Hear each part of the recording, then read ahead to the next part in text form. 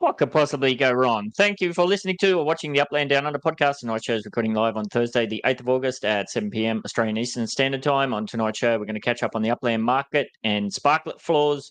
We've got the Sizzle Season Racing, Sizzle Season Ornaments Challenge, Sizzle Season Map Assets to take a look at.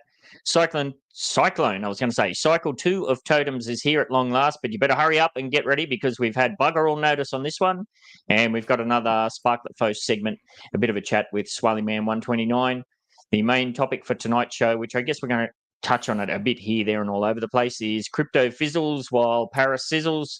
We've also got QIPS on map assets for seasons, next-gen NFLPA legits, Sparklet airdrop shenanigans, and the ongoing use of minimal viable product releases.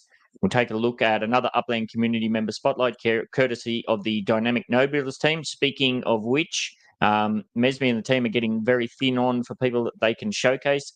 So if you want to get involved in that, make sure you send myself or Swally or anybody that you know associated with the show or Mesme, send them a DM and let them know you want to get involved.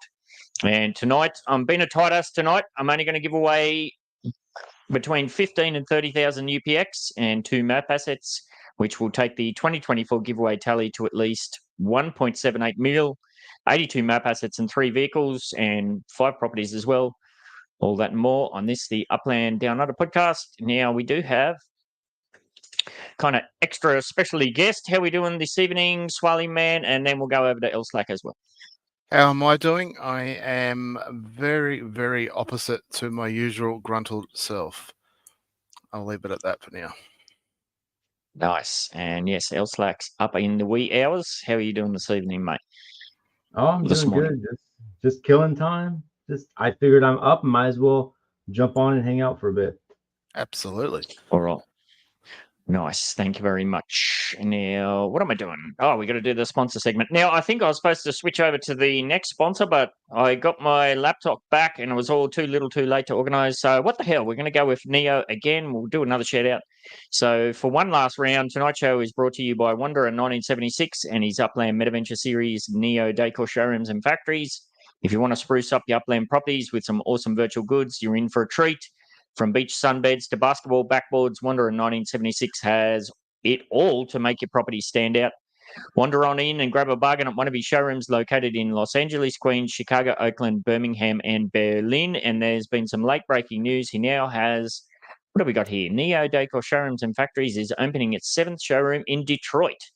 If you search for Wanderer 1976 in the Discords and probably here, there, and everywhere, he's currently got a 50% off map asset bargain going on. Prices between 315 UPX and 4,200 UPX. That is at 12810 E. Warren Ave in Detroit. So check that one out if you can. And yes, what are you waiting for? Add a little uniqueness to your properties with Neo Decor Showrooms and Factories, your one-stop shop for all things virtual in Upland. As always, all sponsor links are in the description. Now, I think I'm all out of these, or I might be giving away tonight. I might be giving away some of my own supply there. But yeah, we will give away a beach sunbed and a beach ball, care of Neo Decor Showrooms and Factories. All right, we shall jump straight over to the market tab after I close down a few of these. What have we got going on this evening? Sparklet price down 21%, was 0.061 last week. When I did the snapshot before, it was 0.05. Market cap down 21.6%. Of course, that's going to be tied in. Now under 10 mil, 8.69. Unique active wallets down 11.3%, was just over 60,000 last week. Now we're under 54,000. With the Paris release and the St. Denis, of course, we've had a big boost in the total unminted properties, up 14,178 from last week. And total properties for sale in USD also up another 248 properties. Now, the first thing that stood out to me when I slapped this together this evening in my mad scramble is that LA one that was balked on the floor seems to be gone, Swally. I must have fixed the glitch. They don't stay around forever. Like I said, I've come across a couple. They're not around forever, so whatever the glitch was, they must have fixed it. Thank goodness. Hopefully they do that as a widespread thing. But yes, still plenty available under the 100% floor price. Bargains galore everywhere. kind of wish I was a USD buyer. I'm certainly not. I'm a flipper for USD out, but there's plenty available there. Look, St. Dennis down to 50%. I sold one there in, I think it might have been 48%, something like that. Where's Paris? 28%. Ooh, I'm glad I offloaded mine when I did. I got out of there, lickety split, and bit here, there, and all over the place. Actual market floors. What's jumping out? Berlin up 10%. Was just under 90,000, now just under 21,000. Not much happening there. Choppy. Manhattan finally getting a boost on the USD, up almost 19%, was $18.50 last week, now $22. Miami also having a boost, was $4.50 last week, now up to $5.70. Paris, big drop, of course, with the full release, was just under 29,000 last week, now 18,800 when I took a lookie. Santa Clara's having a boost on the USD as well. Interestingly, the UPX is flat at 34,990. The USD was just under $10, now just under 12. South Lake Tahoe also a boost on the USD, was $4.99 last week, up 20% to $6. And Washington DC up on the UPX, down on the USD. So I don't know. Make of that what you will. A bit of a mixed bag, but it's not horrible, is it? Like, apart from take Paris out, and you have to take Paris out. Most of there's a fair bit of green there. Fair bit there, yes. Absolutely. All right. Before we get stuck into it too far, I've completely forgot to do something, which Buellerman would be smacking me. Shout out to Buellerman. Haven't seen him for a while. He must be super busy. We need to do the disclaimer. Warning. This podcast is produced by Metaverse Ventures Entertainment, contains unsolicited and heavily biased opinions which are solely the views of the individuals involved. Absolutely it does. If you're wondering how you can take part in the live stream of this podcast, I dropped the StreamYard link to the live stream in the NBA server Thursday nights at about 6:45 p.m. AEST, unless like tonight I'm scrambling to gobble up me dinner. And you can also just keep your eyes out for the associated YouTube feeds. We've done the disclaimer. We've done the market report. That brings us to tonight's hashtag. Remember, for the hashtag, you have to do that through the YouTubes. I believe I did drop that link in there for the StreamYard people. Hashtag is, of course, hashtag Sizzle. Hashtag Sizzle. Get that in over at the YouTubes. All right, Sizzle season. Now, there's a whole bunch of Sizzly season stuff going on.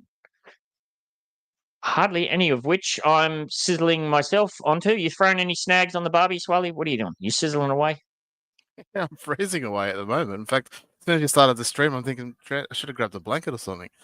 I'm home alone, so I haven't got any heaters or anything on. It's just me, so I just put warmer clothes on. But yeah, it's definitely not sizzling in this area of the woods, that's for sure. Yes, I've got the heater roaring in the background behind me. Absolutely. I'm over here freezing my butt off in my AC filled house. So I feel your pain. No, you don't. So yeah, where should we go with this? There's a lot to unpack here. I guess we'll take a look at the racing season first. Upland Sizzle 2024 racing season, full throttle for the Ultimate Championship. Now, a shout out to, I believe it was Wanderer 1976, show sponsor. He was actually, unless I'm getting my wires completely crossed, he was looking for a sponsor to take part in the racing. So I don't know if that's of interest to you, reach out, assuming I haven't completely balked that up, which I probably have. So what's happening this season with the racing? Anything in particular? In spectacular? What do we got? Starts August 5th. Yeah, I can't talk. I'm all over the place today. It's just a mad scramble this evening. I had to go and pick up Keanu from the sick bay. Works. People bailing out of work left, right, and centre. New laptops. It's just been a schmozzle. So this will be. Make sure you're on 2x speed because this is liable to be a loose one. So this has kicked off another leaderboard. Power ups and MPS. Okay, I don't think, is there going to be anything in here that we haven't seen before? Wax on, wax off. Okay. End date, Wednesday, September. Leaderboards. All right. Have we got a link to a leaderboard we can check out? No. Points, yes. 10,000 UPX, 15,000. They're going back to Povo rewards. Come on, you could do better than this. Or is that what you got to pay for? That's staking. Oh, that's what you got to pay, isn't it? Yeah. Yeah. And the more okay. you play, the more points you get. So yeah. 20 points. Okay, that makes sense. Only public races with stakes with at least 3 or more real players, which if you're in our time zone, really hard unless you're going to coordinate with some other Aussies or New Zealanders or something. Or Insomniacs, it's really hard to get those sorted out. Just start a race. City Pigeon will be there. I tried this He's a bit of a afternoon fiend, is he? or this evening, and I couldn't find him. No? I was Maybe willing to donate some up it, but it wasn't in the cards. Bummer. Top 10 races in each leaderboard will receive prizes with special unique badges. And top 3 finishes. These rewards. Yeah, what prizes? A badge. Yep. Block Explorer. First place. Oh, yeah, that's pretty hefty. 150,000 UPX. 100,000. 75,000. 50,000. Okay. Not terrible. Not fantastic. We should put a bloody... Make it a meal. Yeah. Yeah, that's pretty cool. Maybe, do you want to talk about that straight off the get-go, Swally? The whole Sizzle Season Pass thing that I swore I would never take part in ever again. No, that's Elslack's. That's Elslack all the way. Yes. I refer it to him and watch his videos on what the passes are like. I don't even look at him until I watched his video talking about it. What do you think about the first drop, mate? So I've gotten to a place where I understand that what we're going to get is what we're going to get. And I'm tired of it, but for what it is, I got to like lower my expectation. And the I'm on fire thing, stupid. I hated that. I think every one of those ones that have the like the little chat bubble, I think is dumb. But the sizzle text thing, that was okay. And then the fire one, I actually really liked the fire one for the property badge. I thought that one was really cool. So I was totally fine with this one, all things considered. Yeah, I've got these stupid little love hearts going around and the frozen bloody background thing. Yeah, I'm all about the metal, so I got one. I swore I'd never get another one, but I did. Banking on that I'm going to get some more metal stuff. So we got the fiery background there. Stoked with that. Now, if I can only get some kind of better thing for my actual Block Explorer, I'll be a happy man, and I'll consider that. You know, maybe not money well spent, but it'll be all right. So I know it's only nitpicking, but because your card's blue, I wish you could turn your card red or something with the fire. It just doesn't seem right, blue and the fire together. Oh, that's the one thing I noticed when I looked at it. But that is a non-NFT that they could add as just a cosmetic thing. Is that what you're trying to say? That they could mix it up, but they just don't make your card to be a different color. Yeah. Oh my god. Yes. It's a bit like properties, people have been saying for the longest time we wish we could have different coloured, for yourself to see which ones you've got on sale and whatnot. Yeah, collections and yes. But even if you click on a property, it should come up as the colour that if it's in a collection, come up as that colour of the collection or something, or let you know that's in a collection. Yeah, you can look at your payout and figure out by the little calculator thing or whatever it is in there, the payout, but that's just picking. That would be nice. There's other things I'd love them to fix before that. Yes, absolutely. And they don't have links to the leaderboards anymore in the announcements. What do you go to? This is just that's just structural ornament sale, which last time this is the bloody ornaments challenge. This is a challenge. Oh yeah, it's only just started. So I usually wait till halfway through before they put it up. Hey. We only just got the one for the Get car, which has been running for 2 weeks. So don't hold your breath. Yeah, I mean, last time I checked, there was still crap loads for sale. Again, Block Explorers badges. Yeah. This is what had me concerned. When I said, I bought the pass because I want the fiery, metal kind of stuff, and then we get these fantasy bloody Harry Potter sort of stuff. I was like, oh, don't tell me it's the old, not a bait and switch, but it's not what you thought you were going to get. No. But well, I thought they were all crosses at first, but when you're looking at nice and close, they're actually weather vanes. They're not cross. So I was thinking it was looking more like a churchy type thing. From a distance, it kind of looks like a churchy type thing, but no, they're all weather vanes, not crosses. Oh, I thought it was a bloody Excalibur sword or something. That's what I thought it was too. Yeah. Weather vanes, yeah. All right. Well, that'd be offering a Again, not financial terrible. advantage, Levan. I don't think that's going to happen.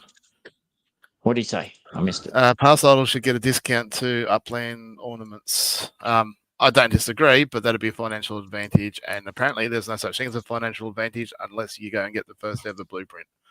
Oh, sorry, that slipped out. My bad. God. All right. So there's still plenty available. So when did this go live? When was that? This morning, was it? Yeah, stupid o'clock our time this morning. Yeah. Stupid AM. So there's plenty there available still. Micro house, small townhouse, ranch house. Convert that to UPX. Like you got to triple those numbers to get like an UPX equivalent, and even that's probably rough because it's probably closer to 4 times. But let's just go with triple. And that's a hell of a lot of money for ornaments. Yeah, there's bugger all Sizzle season ornaments out there. Obviously, Umbrella Boy's got his eye one, which is I don't know how many he's got left or whatever. And then you've got Tosshead with a bunch of the volcano ones. I bought a couple there. Like they're fantastic structural ornaments. But outside of that, there's bugger all out there that you can get. So I guess a lot of people, just to tick off the challenge to buy one, you know, Upland sort of got them between a rock and a hard place. So you get this or you don't get it at all. So, you know, I don't like it, but it is what it is. Yeah, I was just checking out Shackleton's Twitter page to see if they had any going on. Yeah, if I was going to spend that amount, I'd bloody. I went and bought one got of the Umbrella Boy one. Yeah, I bought that one, but I also bought one of those ones off Tosshead because I think they're fantastic. And the 75,000 UPX as opposed to $20. Way yeah. Any day of the week. So, I can sneaky peeky here. Shacky, I'm sure she won't mind me having a bit of a sneaky peek. The Dragon, which is only nope. 10 of them, sold out. Absolutely amazing. That was already sold out before I even spoke to him. Oh, that's the one I looked at, yeah. There's only 10 of them, 75,000. Like, if I could have bought that, I would have. So I'm a little bit sad that one was gone, but, you know, it is what it is. There's still some other fantastic ones there. Ah, here it is. Yeah, this is the one I want to look at. As low as 20,000 UPX, so they're not like they're overpriced. That claw one, my missus bought, so she hasn't got a big account. I got me one of the micro house ones. I was pretty happy about that. Oh, that's only 15,000. Those ones, yeah. Yeah. So I mean, it's $7.50 not like it's all 15,000, which is not 15,000 is a fantastic buy. Yeah, $7 half the price of the. So I'm surprised he's not sold out already. To be fair. Yeah, I really am. So a big shout out. Hopefully people go and snap them up. Like if it's a choice between here and Upland, Upland, Tosshead wins. It's a no-brainer. UGC for the win. I think all of this should have been farmed out to UGC. I know Upland need to make money, but any of this sort of stuff should have been farmed out to UGC. Yeah, we talked about that. Hey, make it in advance, plan it ahead, give them a month's notice or more, and and then make it a revenue share deal where they've done that in the past, where they sell it and then you get a kickback. I guess that maybe it gets complicated when USD gets in the mix, but yeah. I mean, there's lots of different ways they can do it, in-game benefits, stuff like that. And if people such as obviously D-Tech's got the reputation and whatnot, but he's busy. He doesn't have to do it. There's plenty of UGC and other up-and-coming UGC people out there. I'm not at the standard yet that I could probably do this to the standard that Upland would accept, but I'm working on it. Hopefully I'll get there soon. But there's plenty of other people way better than me. I'm not going to go through all the names again, but I'm bamboozled at times as to why Upland have some bloke sitting in a corner pumping at them as fast as he can when UGC are just screaming, let me have a go at it. Yeah, absolutely.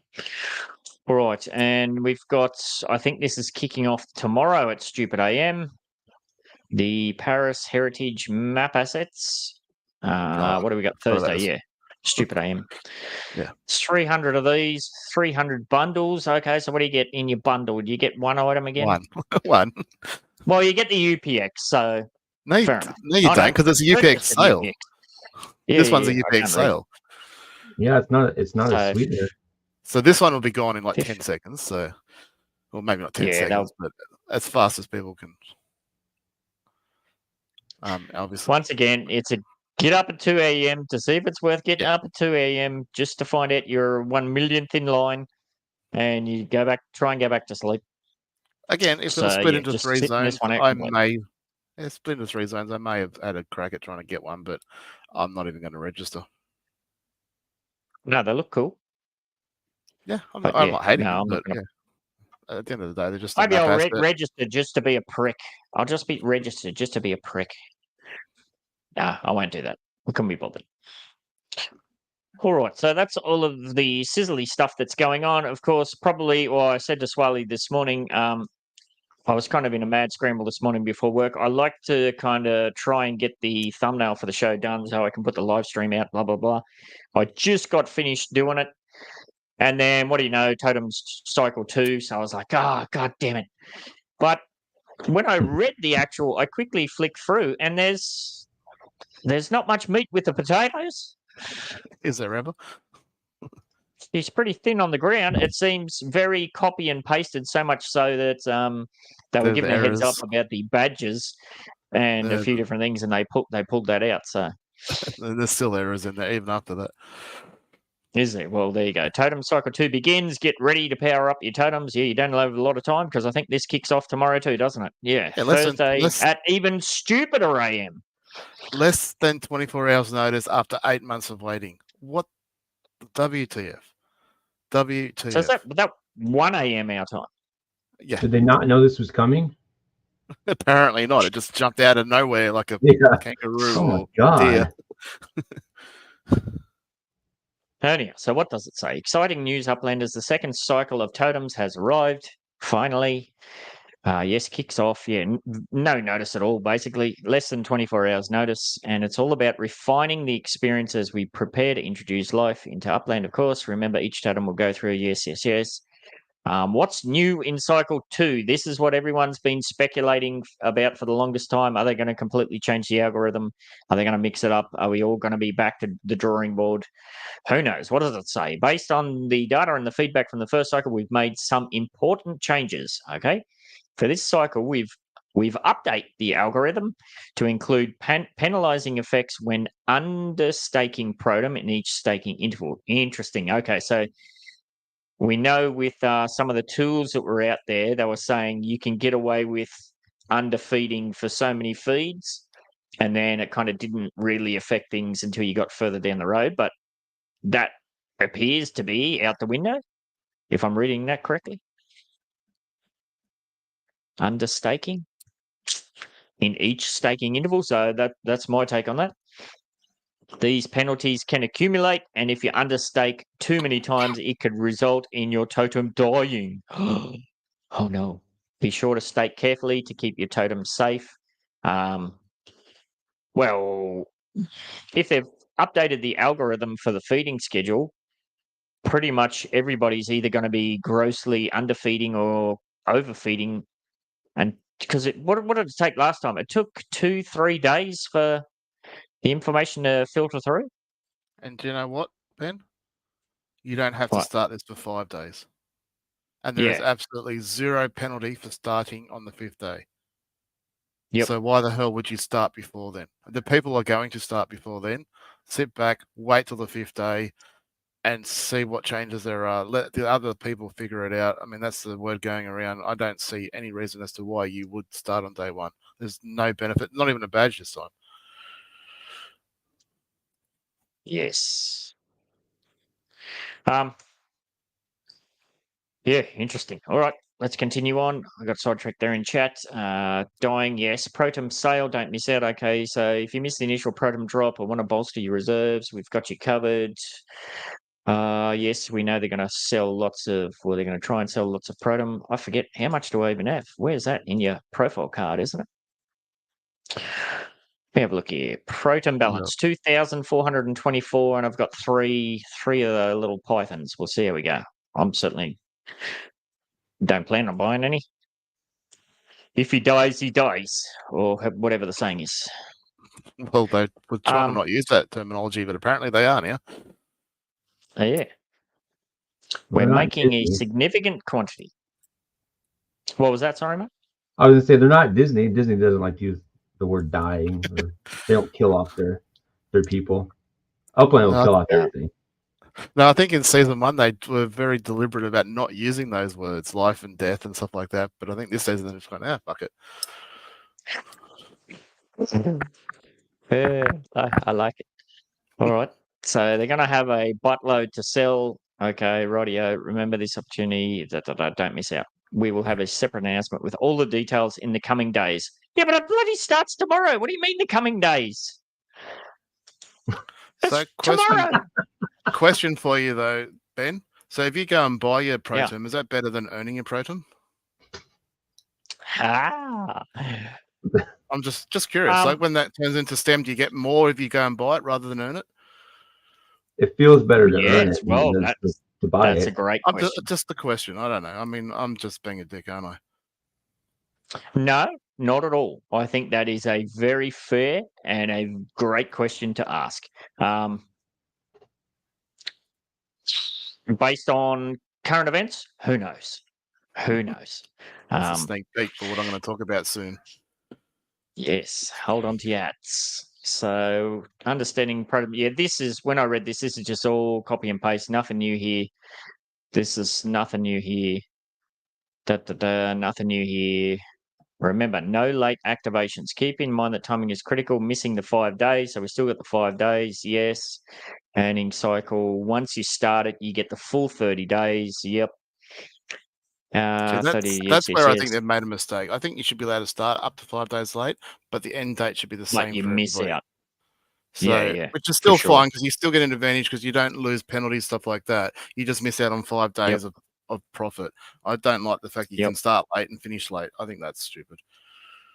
Well, you got to give your totem all the time it needs to rev up to its optimal output. If you but why should you get an advantage over people that started early? I mean, there is no. I mean, the only problem with that is if everybody, and I mean 100% of us, all wait till the 5th day, well, then we're all in the same boat and we get no information. But that won't happen. Yeah.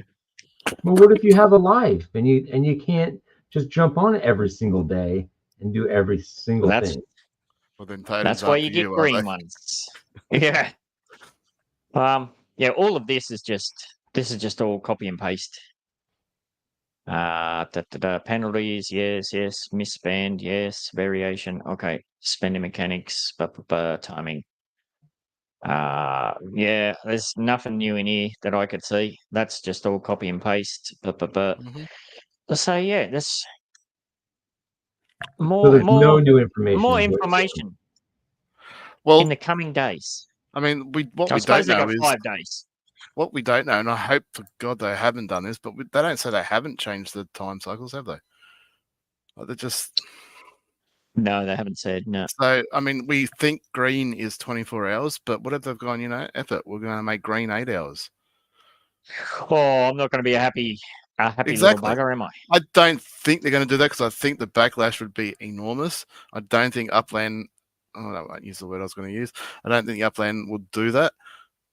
But then I've been wrong about what I thought Upland would or wouldn't do many times. It would never upset the entire community. No, just half of it. Yes. Well, I can say that my 3 pythons have been sitting here for the longest time, and if they're not on a 24-hour cycle, they're in for a bad time. I'll tell you that because I ain't getting up every 6 hours or bloody whatever the hell it is. 8 hours. I'll kick them off. But then, even 8 hours, I don't think 8 hours is worst case. I think like the 16 hours because it just changes. Like it's just weird time every single day. Like that to me is the worst one. Yep. Yeah, I agree. Last time because there was a badge associated with it, I kind of went, oh, bugger it, I'll get involved with the first 24 hours. But this one, I'm definitely going to sit out at least 4 days. If we get the information and it looks solid, I'll kick it off when we get the information. But if it's still humming and harring here and there, I'll definitely wait the extra day if I can. So I'd be waiting. All right, just quickly too, I did reach out to Buellerman today when I was obviously with all this news. Unfortunately for us, not so much for him. He's on holidays at the moment with his family, which is why we haven't seen him for a few weeks. So, hope he's enjoying himself and whatnot. Of course, there's 24 hours or less than 24 hours notice for the Totems, as that's absolutely screwed him over as well with his website, stuff like that. But I will still plug his website. At the moment, and I might even just share for a second. Yeah, go for it. Share screen. I'll just go into that one. He's just done a bit of a revamp over there. Yeah, so that's what I wanted to share. So he's revamped the website. So my Upland info, sorry. So go check it out. It was absolutely fantastic last time for the Totems. I don't think it's going to be any different this time. So we go and look at. I mean, there's a lot of information. I was playing around with it and just checking it out. So there's a Totems page here that you can go look up your Totems. It does take a little while to generate first time, which I should have had ready to go. So if I wanted to you can look up anyone's, but if I want to look at mine and just say I go to the first one, it'll tell you that, assuming that nothing's changed. I think a lot of this information is still from the last season. So it tells me the details of my totem and the feeding schedules and stuff like that. So, and then once you start doing it, it'll also tell you it's fed it at such a time and it's due for its next feed, especially if you've got one of those weird ones. There are some premium features. I don't know fully. I've only just paid the premium myself. So it's hidden by this hide button. God damn it. So I think it's only 10,000 UPIX, which is pretty cheap for what he's providing. I think 10,000 for the service he's providing for your for 30 days, which will get you through this season of Totems. I think definitely worth checking out and supporting someone that's put a lot of time and effort into getting this prepared. And yeah, he was pretty quick in getting this organized last time, and I'm sure if there are changes, he'll be all over it really quick this time as well when he gets back from holidays. Yes. So that's better. So hopefully he's back maybe next week and he might be able to do a better presentation or something like that. But yeah, by all means, go check out the website. Hopefully it hasn't changed too much. The old data's not too bad, and it'll be enough to get you going. Yes. I need to still find me a totem. I gave mine away. I need to get it. I didn't give it away, but maybe I did on accident. But I need to go find it. I don't know if it's Laban is spamming in the comments. He's got 2 totems for sale as we speak, apparently. So Laban, hit me up. You're a broke boy at the moment. You spend all your money in France. You stop this right now. All right. Now, if you're wondering what we're talking about, if you're new and you kind of joined in before, after the first totem cycle, and you wonder what we're saying about maybe wait that 5 days, well, this is from Nosif and the team at the Red Hook node. They put out this kind of guide here. This is the kind of information that we're looking to see. Basically, if it looks very complicated, but once you get into the depths of it and kind of you can work it out where your totem fits in this whole thing, like the optimal feeding schedule and how often you got to feed it, when you're going to feed it, blah blah blah. So there'll be a lot of community members that come out with this sort of stuff as well. I expect Nosif and them will do similar, as well a bunch of other people, including shout out to Beulah Man once he gets home from holidays, whatnot, no doubt. But yes, the late notice on that, holy moly. Yeah, that's ridiculous. Kind of. Considering how demanding that is to actually do, and like assuming people got, well, I've got 8, I think, orange ones, so that's going to be every 8 hours. Yeah, 24 hours notice. I mean, come on, Upland, that's just. It's not great. All right, I think we'll change gears now. We'll check in with the Sparklet price action, and then we'll dive on into you from there, Swally. Yeah, go for it. All right, so what do we got going on at the moment? I saw somebody, again, they're clipping out the bloody, I love it, on X. It's hilarious. They're clipping this out and screenshotting this. Woo! Yes, we had a nice to the moon. As soon as the document I'm about to show came out, there was a nice little pump on there. So no doubt some people have gone, oh shit, I better buy some more, and jumped on there and grabbed some. But to be fair, it's still an awesome price. So yeah, I was one of those. But yes, yeah, it's definitely not terrible. The price to buy. And I'm definitely I'm definitely in the camp. I think, and we had some shout outs too with thanking you for the segment that you put together last week. I think that's a good perspective. It's kind of, it's almost a blessing and a curse that Sparklet has jumped into the market at this point, where even like this last week, Bitcoin's taken a big dive down, which drags the entire market down. But it's probably not a bad thing. I mean, if you're new to the crypto space and you're going to get involved with Sparklet and you kind of straight into the fire, and if you can get through this kind of period, then you're probably sitting pretty for what's to come. And that's not to say the price can't go down further. It could go down way further, but go into fractions of a cent. Absolutely, it could. Yeah. I mean, then once it gets into the fractions of a cent, it's like how many zeros before it gets to a number. It could do all that. I don't think it will. I think there's too many uplanders that'll buy it. I mean, there's the one good thing about Sparklet is, was it 89% or 83%, something like that, of the supply is not out in the market yet, and it's not going to be out in the market anytime soon. Well, when I say anytime soon, that was before I thought they were just going to give it away like it's lollipops. But they're still not, the whole lot's not going to go out in the market anytime soon, the whole 100%. Yeah. So it's not going to take much for the Sparklet to take off once it takes off. If it got any traction whatsoever in the crypto space, hold your hat, because it will rocket. Yeah, I mean, it's kind of, what I guess I'm really poorly trying to say is it's better for Sparklet to come on board when we're kind of in a bear market than if it had to come out in a bull market. Yeah, there's only one direction it's going to go out from there. It was always going to plummet. So yeah. So that was looking my at whole the point Bitcoin last price week. now, Everything Upland did in relation to the release of this Sparklet, and let's face it, we all voted. Well, most of us voted for it. I think it was 80-something% voted yes. It is what it is, and I think they've done a fantastic job in releasing it, getting onto some exchanges. No doubt they'll get it onto more exchanges, or other exchanges will hopefully one day come to Upland and go, well, we want your token on there. I think I honestly believe that there's only, even at my current status and mindset with my frustrations at the moment, everything I said last week, I still stand by and say that this potentially could be a top 10 coin for the next bull run, for the next 12, 18 months. But in terms of, profits or percentage upwards type thing, who knows? It's... Yeah, absolutely. Well, this time last year, we were looking at Bitcoin was just under 30,000 USD. And now, like, you read the news and it's doom and gloom. It's all crashing and burning, but it's bloody, 57,000. So, well, it wasn't long before that. It was 15,000. So, yeah. So you got to scroll out and have a good look. Yeah. So, but we just can't do that with Sparklet yet, because it's obviously 2 weeks old. Not yet. So give it some time. Give it some time. Yes. All right. Now, where do you want to go with this one? There's a couple of different points to touch on with what's going on. Where do you want to take it, Riley? Start with the... Okay, so I'll do... Do I need to screen share? Yeah, I might as well screen share in case people haven't seen it. I'm sure most people have. Yep. So if there's any questions, Ben, just yell out, because obviously I'm not looking at anything at the minute.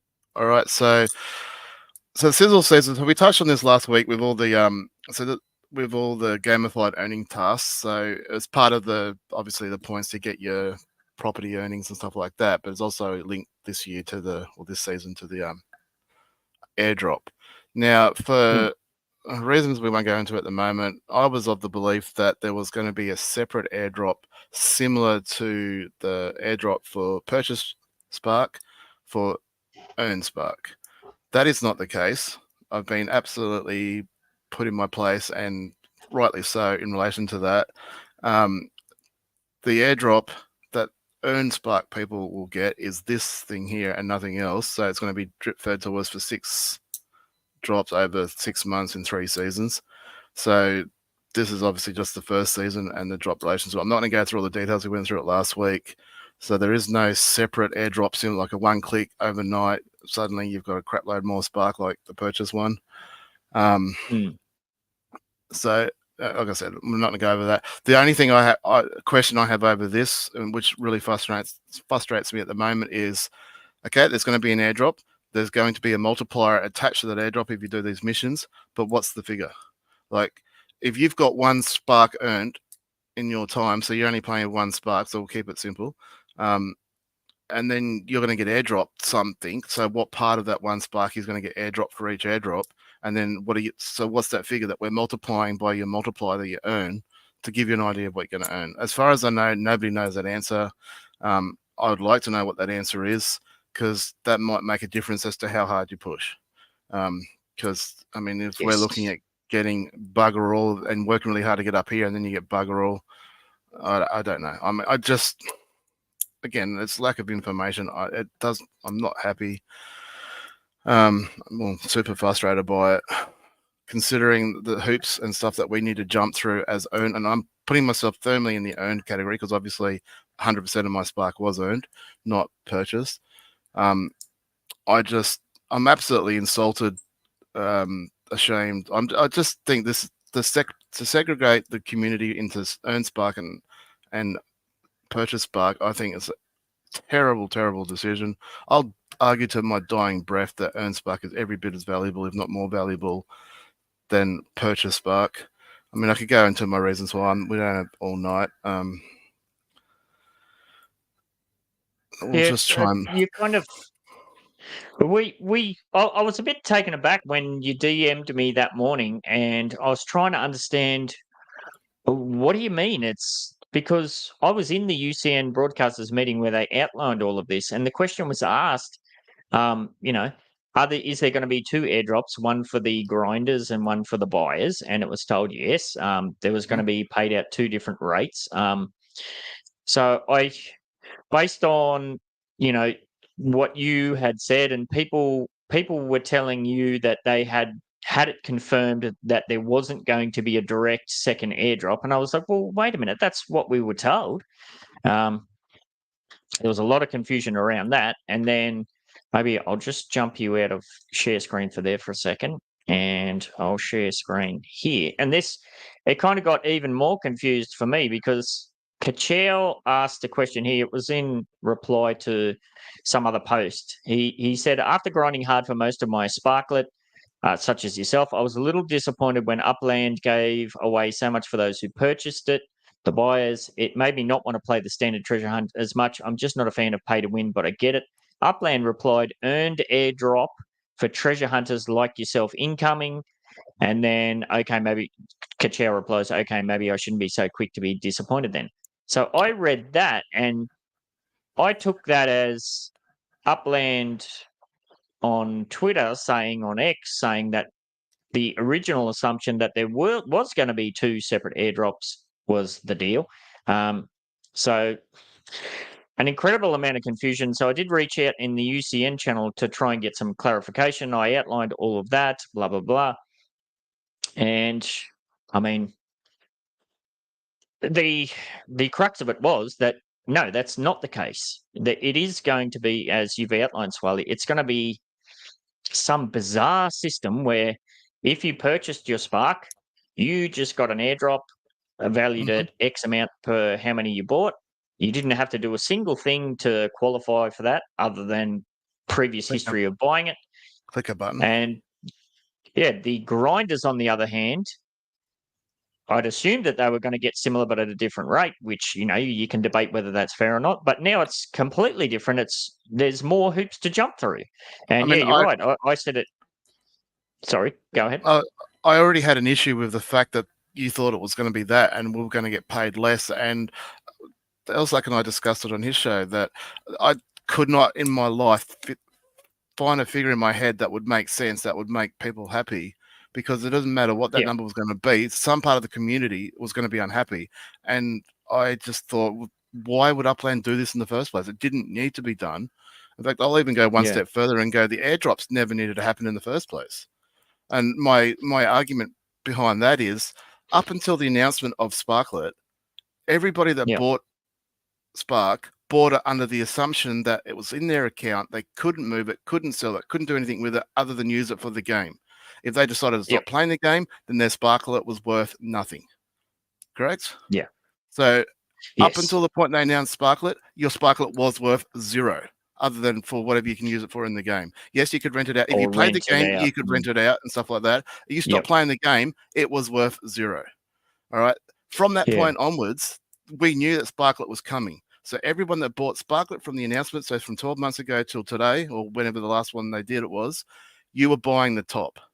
We all knew it was coming. You knew the risk. Shit happens. You knew that it was coming, and it didn't take a rocket scientist to understand that Sparklet was never going to hit the market at 46 cents. If you paid any attention or took any time at all to learn it. So why did Upland feel the need that they needed to drop a crap load of Spark just out of the blue to all us players? I don't think it was required. I don't think it was necessary, and I think it's doing more harm to the market than it needed. And that's my personal opinion. And that's got nothing to do with the fact that I received none from the purchase drop. I'm just talking because I might end up with, let's say I got the same amount from this drop as you guys got from the purchase drop. That would be 240,000 Sparklet for me. Great, that's awesome. But I'd rather that it never happened in the first place. I think it would have been better for the game as a whole if we all just had the Sparklet that we'd earned and it went live. We all voted for it to go live. We knew what we're getting into. If you didn't like it, you could step away and sell it and walk, and that was the end of it. You went from having a token that was worth nothing to whatever it was worth on the market. It was already, you're ahead. So this mentality that people thought that, no, it should be worth 46 cents is bullshit. Absolute bullshit. Yeah, I liked in that meeting. I liked what they were trying to do. That they were essentially knowing what was going to happen. They were trying to take some of the sting out of that. But I walked away from that meeting thinking that, say, if I'd purchased 10 Spark and I'd grinded 10 Spark, I was going to get 2 separate airdrops, but at differing rates. That's what I thought. It has since been clarified that's not the case. True. Well, it is to an extent. It just got to work for the second one. It's going to take 6 months to get it, and then it's going to be a lesser rate than the first one. So I mean, there was no strings. There was no strings or any hoops to jump through for the buyers' airdrops, but there are strings and hoops for the grinders to get their shit. Why do we need to separate in the first place? Well, that's my biggest problem with all of this, other than the fact that I don't think we needed the airdrops. Yeah, have competitions, have all this stuff where we can earn Spark. Happy days. Love doing that. That's why we play Upland. But why did we need to have massive airdrops in the first place? I don't think it was necessary for the reasons I just outlined. And then I don't think we needed to segregate the community into earned and unearned. Just because a few people whinged and bitched that some people got it for free while they had to go and buy theirs. I'm sorry. I might have earned all my Spark, but I've still put in well over 10,000 USD into this game by playing it and buying up floors. And we saw what happened to Tokyo and London when treasure hunting got smashed in those locations. Now Upland's ruined treasure hunting for this game, I believe. And I think you ask any experienced treasure hunter in the same boat as I am.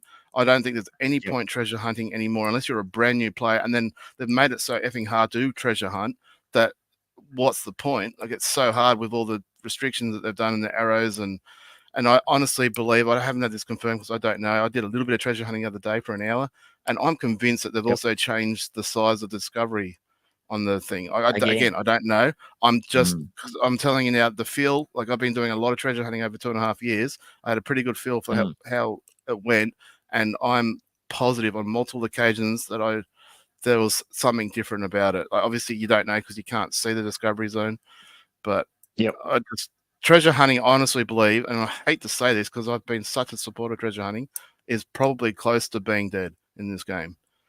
And the Spark drop has got a lot to do with it. Yeah, unless who knows how that's going to evolve in the future. But yeah, just going back to the original point, I find it weird that there wasn't. I mentioned in the UCN channel that I think ideally, if they were going to do airdrops like they did, then both groups would have got their airdrop, and then you start off from a clean slate. And then after that, if you want to do gamification for more airdrops, then that kicks in afterwards. Yeah, it really has kind of put a division in the community, and I don't know. I'm just about to show you another reason why, and this one's got a huge implication for me, but I'm probably me more so than any other earned Spark person out there, although I haven't gone and looked at it closely. But I'll show you this one because, I try and look at everything in this game from a global point of view, not just me and how it affects me personally. Yep. this one disclosure probably is more to do with me than a global point of view. I mean, I've just outlined why I think Earn Spark should be treated the same as Spark. And I said I can argue this to my dying breath. The example I gave you, I mean, I gave that example before we went online on air. That what's this like? I put in over $10,000. I don't know what the number's up to now. Buying properties to treasure hunt and putting in the game. I mean, what's to stop me from flipping those properties for USD and buying Spark with that? And apparently, that's more valuable than the Spark that I earned playing, even though I put in the same amount of money. Like, it just blows my mind that there's such a, I don't know. Anyway, calm down, Dave. Calm down. All right, I'll go back to sharing, and we'll move on to the next segment because I'm going to lose my shit over this. Two deep breaths. I'll just touch on what Cernest says in chat while you're getting that teed up. Yeah, so Cernest has said seasonal airdrops is the earned airdrops as per the seasonal snapshot calculation. Earn Sparklet, purchase Sparklet. So only earners of Sparklet get this one. Yeah, meaning the purchase everyone. Sparklet is going to be excluded from the seasonal airdrops. But the kind of the point is the buyers of Sparklet had to do nothing whatsoever to get a massive kickback, whereas there's it's not nothing. You got to do something. So you can debate whether it's there's three massive restrictions in relation to all this stuff. The segregation of the Spark. One is that the purchase just had to click a button, done. Where obviously we still haven't received anything yet. Number two was the rate is going to be different, and from what I understand, lower. How much lower? Well, guess we'll find out in 6 months' time. If we bothered to do the maths and figure it all out. And, if I got the same rate as you, I'd end up with 240,000, and I know that's not going to happen. Three, and this, you have to let me share again because I'm still sharing. You just blocked it. Oh, sorry, mate. Sorry. There you go. So three is this competition which is going on at the moment. So there's obviously... So I said that there were some changes. I made comments, I think, in other streams or on Twitter or something about that, about the prizes being changed as a result of some noise that was made about people missing out on BitGet. I was wrong to a certain extent. Danny Brown pointed out that something about this Treasure Island that was always available to everybody, and it was. So I was definitely wrong about that. So it didn't matter whether you bought your Spark at BitGet or anywhere else. All you had to do was bridge in. Everybody was eligible for that. So there's probably a lot of confusion from the whole community, not just myself, in relation to that one. However, they were excluded from the BitGet car one. So they've added a second category for the non-BitGet people. However, as LSLAC will tell you, you don't have to have a KYC account at BitGet to register at the BitGet and link your account to there, which is part of the gamified earnings, which is why he's done it. So he now shows up as a BitGet on the BitGet leaderboard, even though he's an American that's never used the BitGet account. I don't know how many other players fit that category. There's at least one other that I saw. Again, I'm not going down that road. I'm not having a go at the players by any stretch of the imagination, because there's a reason for you to link your account, because it's part of the gamified earnings. And there's no restriction for an American or anyone else in a restricted zone to go to BitGet and to register an account. You can do that. You just can't pass the KYC. It's not against the rules. Yeah. So, and like I said, it's part of the task. So you want to get your 15 tasks done, and that's one of them. So why do we need? So if every American can, or every non-person, or every person in non-zone, or whatever you're going to call that, can register, then why do we have two leaderboards? But anyway, that's neither here or there. So if you didn't already know, from my understanding of reading all the information, this competition started on the 27th of July. So it's already been running for the best part of 2 weeks or so. So basically, if you're not already at the top of the leaderboard, unless you've got an F ton of Spark to bring in and start staking, you're not going to get up the ton. And I'm talking probably big A level Spark, or maybe even Dizzy or something like that, like a lot of Spark to catch up real quick, because you're only earning 1 Spark, 1 point per 1,000 Sparklet every hour. So, and it only runs for another 5 days or something. So I would suggest that if you're not already on top of the leaderboard, you're not going to get there. Now, when I first saw the leaderboard, which only came out yesterday, I didn't even know it existed until yesterday. I got all excited because I was in 6th place, and I'm like, oh crap, I'm 1 spot out from getting a car. And this is the BitGet car. This is not one of the S1s or one of the other cars. The BitGet car. I'm like, oh, this is amazing. I'm super excited by this. And then I started to dive in a little bit deeper about this because, you know, I was a pretty decent spark holder in the game before all this Sparklet stuff happened. Then I dived in a little bit deeper in the game, and then I started to understand what's going on in the mechanics behind it. And I started to record some of the stats. So my line is this green one. So you can see compared to the other people in the top 10, I'm struggling. I'm going, it looks almost flat because, and I've got 110,000 Sparklet staked earning points. But according to everybody else in the top 10, I'm okay. So look, there's obviously Abdullah and Dizzy, and people have got a lot of spark, so they're way out in front. And there's other people who are going to have a lot of spark. And I don't know each individual person's case, and we can't see it with spark balances anymore these days anyway. But my best guess is what's going on as to why I was at the top and now I'm not anymore is because I don't have purchase spark bonus to add to my total. So for the first, remember we had two or 3 days of the delay with the mishap with the Sparklet airdrop. So I had a good head start on everybody with my decent spark balance.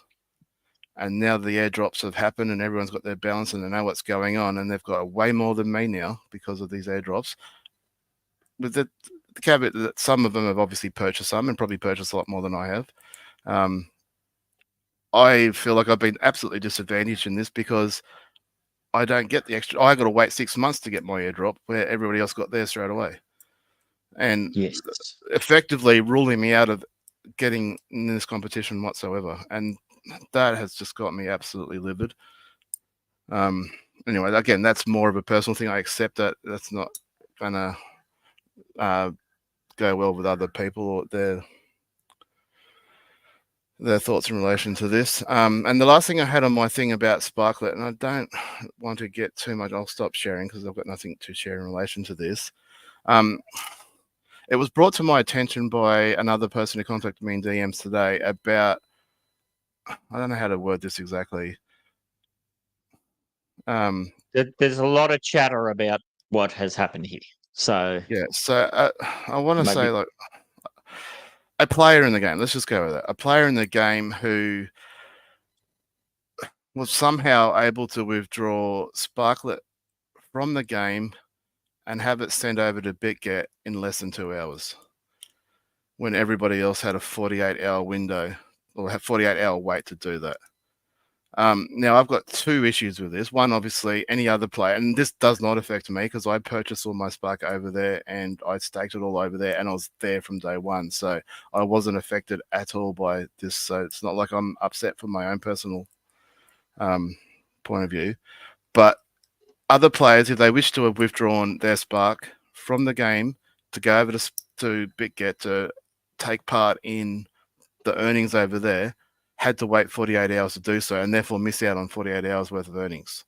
And there's also a cap of how much will be put in there as well. So that in itself, I think, absolutely stinks. But what then even ruffled my feathers even more, and I'm going to out my missus here because she's away at the moment for work in Melbourne, and I've mentioned this, but the current competition, possibly winning car, blah, blah, blah, and like she's got no chance of being in the top 5, but she could have been a chance to be drawn. So I mentioned that she's on the leaderboard or something like that. Anyway, so she's misunderstood me and tried to withdraw Spark, thinking she had to do it at BitGet like we were doing last week. As a result, when I've spoken to her and gone, no, you've got it wrong, it's within game, she's gone, oh, I'll have to cancel it then. So she's reached out to Upland and gone, look, I've stuffed up here. My bad. I understand. But can we cancel the request? This is like literally less than an hour after she's made the request.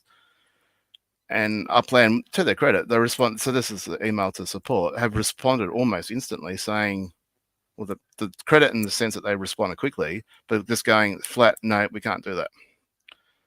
And so she tried to reply going, well, that's not true. We know you can do that. You did it last week when it suited you type thing. A bit more probably polite than that. To which crickets, no response, nothing whatsoever. And so she spoke to me about it and goes, what do I do? And said, maybe try chatting to the tech people on Discord. So she did, who instantly identified her as the person who already got the email and went, well, we already sent you an email. So, you know, one more, like, go check your spam if you didn't see it. And she's like, no, I saw the email, but you didn't respond to my reply. Again, crickets. So we've clearly got this divide in the community where some players get certain treatment where they can withdraw Sparklet in less than 2 hours, and other players that just want to cancel one, which to me I think seems like a pretty simple request, and one that I would have thought most crypto type exchanges or crypto based anything, if they had a cooldown period, would have an option to cancel it. If you, she didn't even realize there was a cooldown period until it happened, because she doesn't pay anywhere near as much attention to Upland as I do, so she wasn't aware that there was a 2-day wait. She thought she could just do it all instantly. So from the outside looking in and seeing these two scenarios where one player can withdraw Sparklet in less than 2 hours and another player can't even get a simple request to cancel a withdrawal, I'm just absolutely gobsmacked as to how Upland justify these decisions. And it seems a bit contradictory, yeah. And we had that whole thing. Remember, we talked about the whole hand of God, and we were talking about how, that I was on the opposite side, saying that was a bit scary to think that they had that much control. And you kind of talked me around saying, well, no, it's good that we had that, because in these situations, well, you just pointed out that it's a centralized, it's not a decentralized platform. So that if it was a decentralized platform, there would be no option to be able to cancel that 100%. Thing, but it's not. But there'd also be no option to have it sped up from 48 hours to 2 hours. Yeah. So it goes both ways. Exactly right. Yeah. This is the point I'm trying to make. The problem I've got with it is this clear divide, and it just happens that my missus, and I'm sure I'm not the only person that's tried to cancel or try to have something changed or whatever and reached out. And I mean, I don't know for sure, but I'm sure other people have had some sort of issue and reached out and got told the same answer. No, we're not doing it. I can see why they're doing that, because they've already got too much on their plate and they don't want to create more work for themselves. Put a cancel button there then. Like I mean, in relation to her problem, but in relation to the unfair or clearly different treatment of different players, I've got a big issue with that. All right. Well, as I said, it has been talked about quite significantly in the last day or two, so no doubt it won't be the last that is said on the issue. Mm-hmm. All right. Now, I just shout out again, the live participants wheel, heads up. Tonight's hashtag is Sizzle. Make sure you get that in if you want to be part of the live participants draw at the end of the show. I think we've covered the kind of crypto fizzly sparklet thing. Paris, how did we go? If we want to shift gears, I tried to do a live stream. I got up at stupid AM, but then for whatever reason, my block explorer wasn't moving, so I had to just mint on my phone anyway. So that was just a complete non-event, but I managed to gobble up what I wanted. Plenty of flippers. I fell a little bit short of my 500 USD target, but that's only because I decided to keep 2 extra properties. I would have got there if I had to flip those. So all in all, I was pretty satisfied with what I got, because I was only looking to flip and get a couple of showies. How about yourself, Elslack? I haven't had a chance to catch up on any of your streams recently. What did you get up to in Paris? I was at work. I couldn't get out of my meetings, and so at 9 a.m. my time, I'm at work, and I just it was whatever. So when they did the single purchases, which I was planning on getting involved with, I couldn't do that because I was at work and I couldn't get out to my car because I can't take my phone in with me to work. So I missed out on that one. And then the next day, same situation, in a meeting, couldn't get to my car. And so I didn't get anything when it opened. But after I got out to my car later, I managed to scrounge up a couple of properties and bought them with what UPX I had left. So I got 2, and then I used my passes, and I bought my 3rd one for the collection. Very good. How about yourself, Swally Man? Anything to add? Yeah, not really. I can say it again, can't I? Like, more accessible. Is it really? How? We've been over enough time, so I'm not going to. I'm not just saying for us at 2 a.m. or stupid a.m. I mean, there's people at work, stuff like that. Like, look, a city release having different times. Like, I've never been arguing for. Like, we can cross our bridge when we get to it. It's the sales that I want to see divvied out a bit more fairly to allow people at stupid AM or people are at work. I mean, I've heard people on the East Coast have the same problem. It's lunchtime for them. They're in the middle of work, can't get out, stuff like that. I think the only time it really suits everybody, or most people, it would be the Europeans who were at early evening for them. So more of them are probably more likely to be at home or something like that. So, I mean, again, the whole release itself, I didn't have a major issue with. I don't like the collection reveal the way it is, but that's just me personally. I was going to bring that up next. Yeah. The game, like, it does add an element to the game, and people are now working together to try and mint out a certain area because I think it might be a collection, all that sort of stuff. So from the game point of view, it's probably a great move. I don't know. I'd have to wait and see at the end. Like, I wish I was going over there tonight to pick up a couple of collection properties, but that's not going to happen. So it is what it is. I'll get over it. From my own personal point of view, as it is, I almost turned into Ben 68 mode where I picked up 2 large properties for showrooms. My block explorer was over near Notre Dame, so I'm like, well, how can that not be a collection? Happy days. I'll have a crack at this because I bought it. It's not. Sorry guys, everyone else that bought it, it's my fault. I did it. If I had not bought anything in there, it would have been a collection. The kiss of death. Yes. So, and then I went over to Saint Denis and picked Denis. I can't even say it right now. And picked up, because obviously we knew what collection was there, so I picked up a few properties there for that collection. And to be fair, like, I probably should have just done that for the prop, because they're huge properties over there for a fraction of the cost. I should have just made them my showrooms instead of buying the ones that I bought. But, it is what it is. Yeah, I got a showroom in both just because I'm the knucklehead that cracked the seal on that one, as I've talked about. It was interesting to see.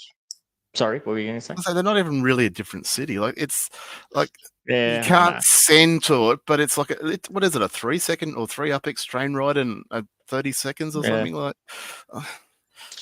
It's The really venture dues are like the venture dues are 0.01 UPX. So while that's still the case, so I've got no issues with doing it. I would have argued that that's just the same city. Like, seriously, I thought you could have got away with just one there. Yeah, for sure. I did think it was interesting that there was no shortage of butthurt in the community, that people did get their properties gobbled up after the collection reveal. It's pretty simple. If you don't want to sell a property, don't put it up for sale. Or put it up at a price that you'd be happy to sell it for. You can't retroactively say, oh, that was an ultra rare. Woe is me. Well, don't put it up for sale. I can, because it's different, I guess people got called out by the changes and not knowing when the releases or the information was going to come out. I didn't even think to look at the market. Like, I was around when I think it was set first posted it. I didn't even think to check the market to see what was up for sale or not. But I can see what they're, because we've always known exactly when the collection reveal is so we can prepare for it. And I guess I was under the belief, I think I heard it from somewhere else, that the first collection reveal wasn't going to be for 7 days, regardless of whether it was minted out or not. So obviously that information I received, I don't know where it came from, was wrong. That's what I thought too. Yeah, I was surprised when it was announced, like literally the next day or something, that there was 7 or whatever 8 collections revealed. I think it was the same day, wasn't it? I think it was. Yeah, it was later that evening or something. Yeah. Whenever it was. Like, bottom line, it was a hell of a lot sooner than I was expecting, which I don't like, because you still miss out on that 7 days to speculate. For the people that like to speculate and like to try and get what they think is the collection, they miss out on that opportunity. So I think the first lot probably should have waited 7 days. And then from that point onwards, if there was stuff that wasn't minted, then just keep that a secret until it is minted. Just that sudden surprise. It's a little bit both ways, I think, with that one. Like, I think, players should have been a little bit smarter, but then it was also something that changed, and I don't think there was very good communication as to exactly how that side of things had changed. Like, we knew it had changed, and that was going to be revealed, but I was under the impression it was going to be 7 days later. So, and I'm assuming there's a lot of other people in that same boat. Phil Slack, what's your take on that whole thing? I feel like it's mostly good. I mean, it's fine for me. I really don't care either way. If it's 7 days, if it's that. I was taken back by them releasing that day. I was like, this is not what I thought. I thought it was going to be 7 days. We'd hear about it the next Thursday, but it was that day they started revealing collections, which was, I thought, kind of odd. But other than that, I mean, I don't know. It doesn't matter to me. I think it's good for the game overall because it gamifies the city releases a little bit more, and I think that's a good move. Yeah, I agree with that. Yeah, it does and it doesn't, because like as Swiley said, that you have well the community is used to having that period where you can negotiate different deals, or if what do you get, Swiley? 2 Notre Dame properties. Like if you were kind of Yeah, I had semi-convinced that okay, this is going to be a collection, you might have spent I a bit of was time negotiating to get a third. that, or I was umming and ahhing and like, what do I do? I've got 2. If it's going to be a collection, I need 3. I wasn't thinking it's going to be an ultra rare, but I thought it was a chance of being a rare, or at very least, I thought it was going to be a limited. Yep. And I thought, so do I want to try and get the third one, or do I just want to try and flip the 2 I've got? Umming and ahhing. At that night, when I was thinking about it, I hadn't made a decision. I think the floor price, so not markup, but the floor price was around the 200,000 UPX. And I was like, I bought these for like, one was 30 or 60,000, the other one was 90,000. So I'm like, and I'm looking at it going, and then next thing I know, it's revealed that it's not a collection. I'm like, I guess that takes all that out of it. So from the gamified side of it, yeah, I didn't get an opportunity to speculate or try and sell, either buy one and then obviously miss out, or sell both sides. Both sides. So Yeah, I hadn't decided which is why I hadn't put them on the market. I had looked at the floor and I was thinking about what I wanted to do, because if it turned out to be a rare, I'd be really upset if I sold it. But or even a limited, I might have been upset. But obviously, if it was under that, I would have been happy to sell it. But before I could even really work out what I wanted to do, it was revealed that it wasn't a collection, and the floor plummeted to near nothing. People are selling for 10% profit. Yeah. So yeah. Cernes Foreign Chatter said, revealing at a non-exact time of day, unlike being before being at exact time, is unfortunate for those waking up at stupid AM. Yeah, exactly. Yeah. And makes that idea almost impossible to stay up for an uncertain reveal time. Yeah. Well, you've got to assume that your property that you're putting on the market is an ultra rare. I think that's the only way. If you want to put it on the market, you've got to assume that. That's the only solution, that you can't speculate and go, it's probably a limited, so I'll put it up for 2 or 3 times as much, because you're just doing yourself. And you're not going to sell it as a result if you're selling at an ultra rare price, unless it actually is an ultra rare. So it kind of ruins that part of the game to an extent. But I do like the fact that the community now speculating what are the other collections that haven't been revealed yet. So it ruins some parts, and I think enhances others. Yeah. I think they should have waited 7 days. I think that's the bottom line, personally. Yeah, for that first one, for sure. Yeah, because there's always the chance of those curated collections, which could be any property on the map, unless you really, really know that city and you're absolutely certain that it's going to be something or other. You could just land anything. But it could be anything. I mean, it could be a post office for all we know, or a McDonald's store. Like in the past, there's been fire stations and dance studios, coffee shops. Like you don't know what it's going to be. Yep, absolutely. So yeah, I feel for you if you did feel like you got burnt on that. But yeah, at the end of the day, I mean, you just either don't put them up for sale, or, as Swiley said, put them up for something, a sale price that you're not going to be kicking yourself back, or just don't look back. If I just flipped 40 properties, if I had found out that one was a bloody ultra rare, I would have, but no skin off my nose. I would have just thought, well, good on you, whoever got it. Aren't you lucky? Yeah. I'm not going to bloody bash my head against the wall, because there's not really any point.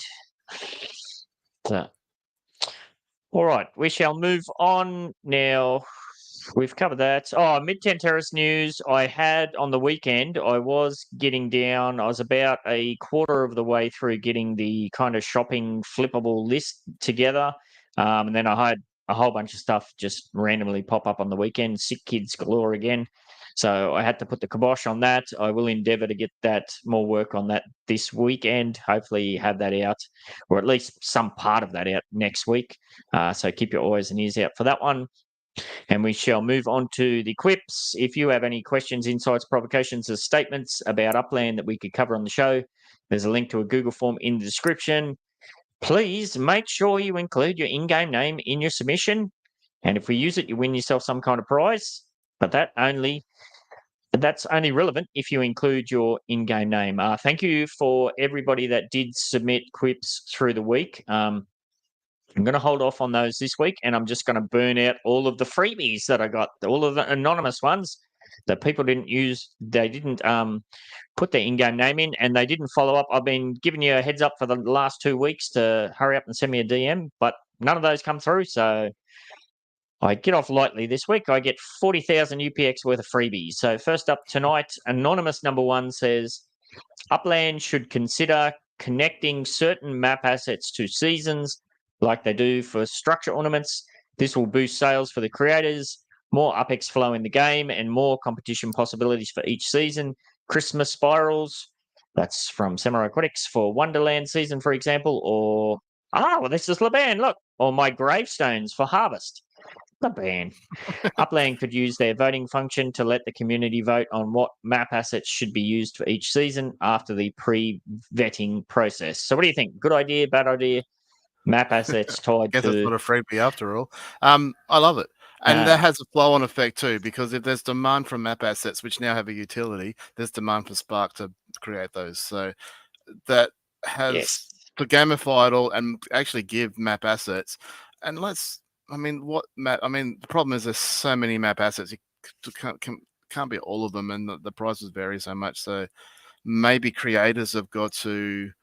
UGC creators have got to, apply for their map asset to be part of some sort of and some sort of justification as to why they're a part of a season, as opposed, so you can choose to be or not to be. So for instance, if you're making a fence is just a decoration. It's not really, it's to make your property look good. It's not really to be part of a competition. So you might buy 10, 20, 30 fence panels for your property. It's not really something for a competition, where you might be buying a statue. There might be a limited of 100 of them, and they're attached to such and such season. 100%. Yeah, I think that's a fantastic idea. Yeah, just don't make it a free-for-all. Yeah.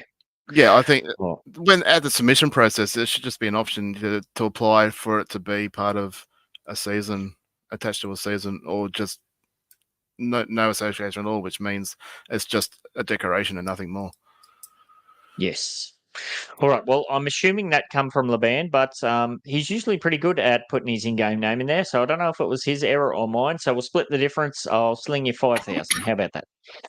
So I hope that's not going to happen for the next, because I've already spent the UPX that I was going to save this week. Next up, anonymous number 2 says, with the NFL on the way back, I'm concerned about how new NFLPA legits will be distributed. Last year, the random bundles for 5,000 UPX was fine for those competing for the challenge, but people who just wanted their favourite player had to keep gambling by buying more packs in hope to get their desired players.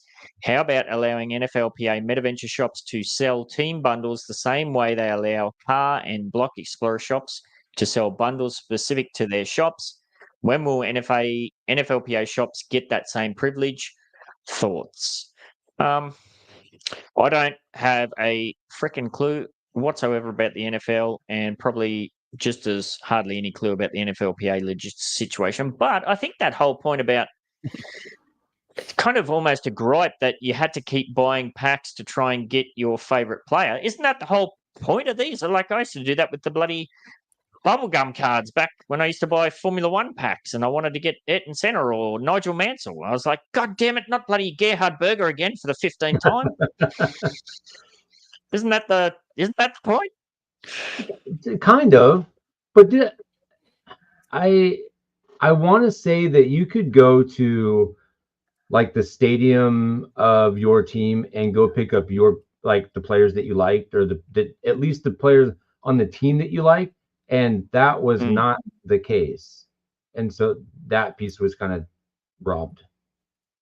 Yeah, but didn't they have that with the FC Porto? Couldn't you go there and buy specific packs that were only that team? I wouldn't have a clue. That makes sense, but yeah. I don't know about that.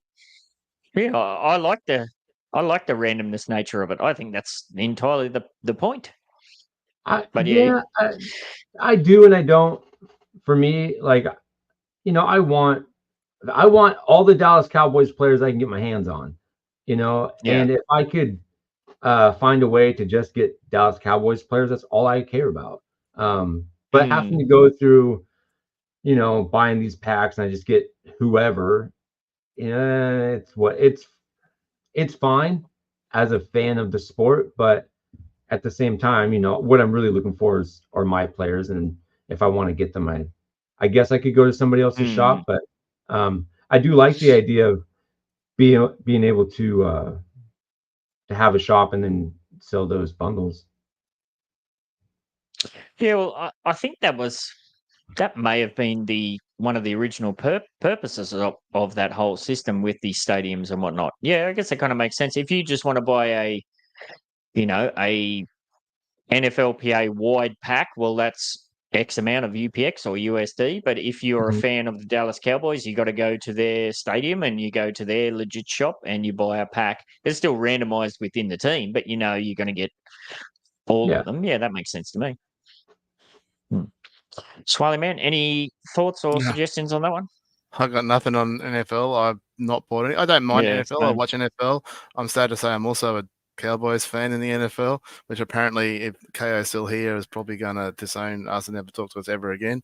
But as far as the in-game, I've never got involved in anything of the NFL. So, and I haven't seen anything to this date as to why I should. Maybe I just don't understand it. I don't know. All right. It's like rugby, but not a bad slower.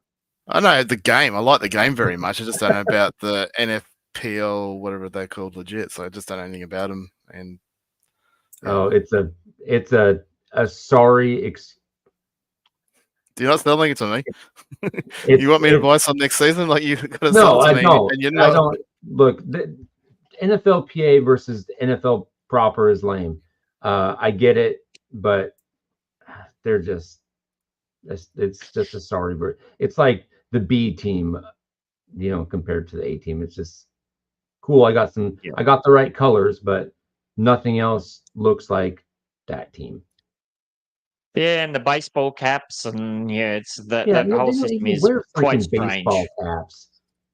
Yeah. Give us a damn helmet or something, or some cleats. Yes. All right. Some cleats. Yes. Hopefully you get thrown a bone.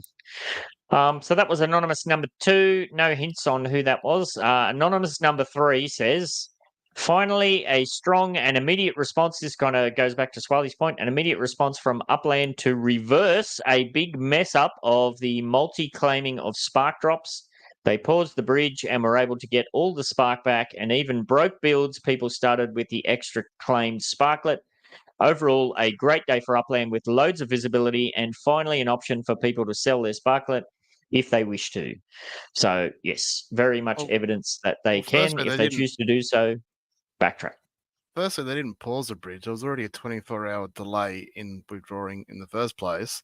So that was already in place. And in hindsight, it was probably a good move from Upland because losing all that Sparklet might have been an issue. But as a result of that incident, I don't know if it's as a result or whether it's a coincidence or what the reasoning is, we've now got a 48-hour window. I don't know if that's overkill. I don't know. Again, I'll stay with no comment on that. But, yeah, they didn't pause it. That's the point I wanted to make. Yeah. All right. And finally, anonymous number 4 says, now this is relevant to throwbacks to what we're saying for totems. Now, this came through... this is probably at least 2-3 weeks old, this one. So it goes to show it has been around for a while. Anonymous says, for me, a big annoyance is still the short-term planning Upland does with loads of the events they are launching. Question for me is why Upland continues to launch things so short-term all the time? Just to keep the hype high or because they don't have a long-term plan or a continuously changing plan to ride the hype of whatever is going well at the time? Was that written in the last 24 hours or pre? No, that's what I say. This is at least 2-3 weeks old, this one. So it predates the totems. I'd say it's almost Simpson-like predicting the future, but I guess Upland's got such good form for it that it's not really Notre Dame or anything like that Notre Dame is whatever his name is to predict it. Agreed. Some notice would be nice. This goes way back. I guess I really started to see this kicking in towards the end of 2021. I always say that Halloween 2020 was one of the most fun times in Upland because there was, I got together with my family. I created this little video script. We even got my wife involved. We recorded this little stupid little movie of us playing this little skit. That was attached to an in-home experience. Upland put a Halloween structure haunted house on one of my properties. It was part of a campaign. Everybody could do a tour. They could go to my property. They could go inside my property. They could press play and they could watch the video that I'd uploaded. Yada, yada, yada. We had heaps of time to submit that and whatnot. 2021, I believe it was, they tried to do a similar thing with Christmas time.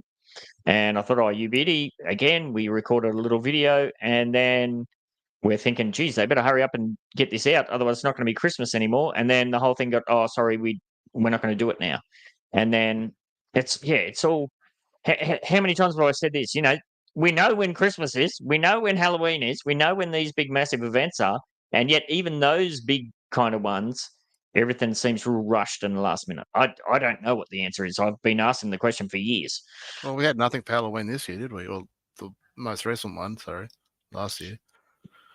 Very little, yep. Yeah. Anyhow.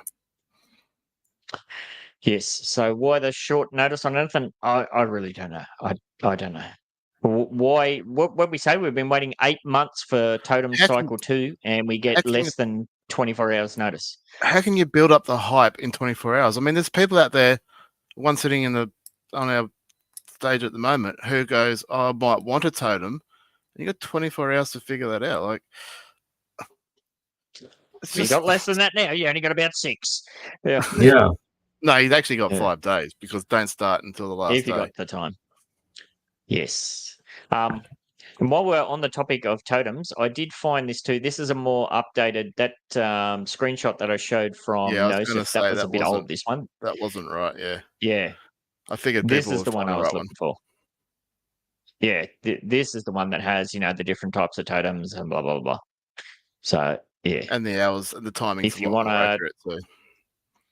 Yeah, and the feeding frequency. But again, this is going to be one of those things now that they've put in those underfeeding penalties. Yeah, that's going to all change. Hopefully that doesn't change. Otherwise, yeah, I won't be very happy with me greenies. Honestly, pay your 10,000 UpX, go see Bueller and get the information from him. He'll fix you up. Because no doubt he'll be, assuming he gets back from holidays in time or sometime soon, and he'll be all over it. Yes. And I think the 10,000 UpX to him, it'll be money well spent. Absolutely. Yep, for sure. All right, so thank you very much for that. All of the QIPSs have earned themselves 0 UpX after fees because they didn't include their in-game name, except we kind of worked out that one was probably from Laban. So yes, make sure you include your in-game name, please. Live participants wheel, heads up. Another heads up for that. If you haven't got your hashtag in, the hashtag is Sizzle for this week's giveaways. And that brings us to the dynamic node builders, getting to know community members. I said at the start of the show, Mesmi's getting a bit thin on for people to get involved in that. So if you want to have a bit of a shout out on the show, send Mesmi or any of the other dynamic node builders a DM, or you can hit me up, Swally up, anybody up, and we'll send you in the right direction.